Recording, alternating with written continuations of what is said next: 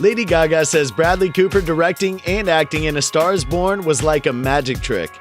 The Born This Way singer, Cooper, who portrays Jackson Maine's love interest Allie in the remake of the 1937 classic, has compared her co-star to the famous illusionist Harry Houdini for being able to take on two major roles so well.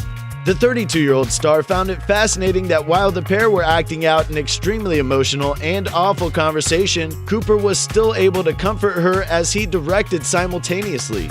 She said, "We are having this extremely emotional, awful conversation with each other, and at the same time, you have to completely trust your director.